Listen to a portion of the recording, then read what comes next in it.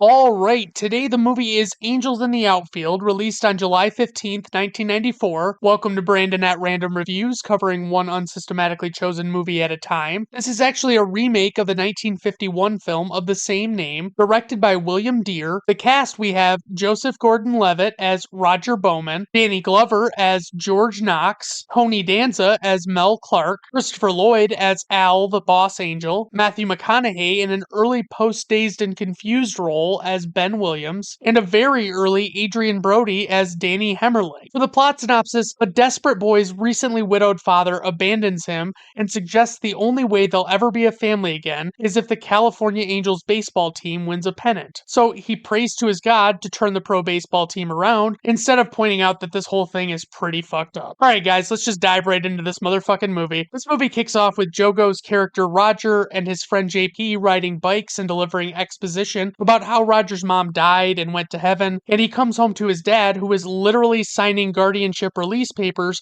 and abandoning him in what I guess is a foster home. We get a glimpse of what an awful culture the California Angels have in the locker room after a loss, and their manager, George Knox, is at wit's end and is considering resorting to desperate measures to turn the team around. As young Roger's despair sets in, he turns to the heavens, and when he and JP are attending the next game, Roger starts to see some strange things on the field that only he can see, like divine beings intervening and creating major game-changing plays, and after this unexpected victory, he has a chance to meet George and try and convince him about what happened. But for some reason, this uptight jerk just doesn't want to believe it, but he's willing to entertain any ideas that might help improve the team's performance, so he arranges for Roger and JP to attend games together. This is honestly what you would expect from a family Disney sports movie in the mid-90s. The humor is pretty stupid and silly, but not as cringeworthy as you might expect. There are a lot of wild visuals where the effects are honestly not bad given the limitations of the era, and it's like, honestly, this isn't a fucking Avengers movie, so like calm the fuck down and just immerse yourself in the excitement. There are a lot of familiar faces here, and honestly, I have to commend young Jogo's performance, as well as Danny Glover, who plays this role as straight as it calls for. Plus, I feel like Christopher Lloyd was having like the best fucking time of his life shooting this movie. I do find it funny, this little friend JP is played by Milton Davis Jr., and he's not like immensely talented as a child actor, so they basically make it a thing that this kid is afraid of strangers, so he doesn't have to talk too much, or at least that's my theory. But I'm a little disappointed that this kid wasn't really in much else. I was really hoping he grew up to be like Lamorne Morris or something. Some of the other familiar faces here include McConaughey and Brody, as I mentioned, of course, but we also get Brenda Fricker, who was the pigeon lady in Home Alone 2, as Maggie the foster mom. Dermot Mulroney plays Roger's dad. No, wait, that's a picture of Dylan McDermott. That's better. Oh, and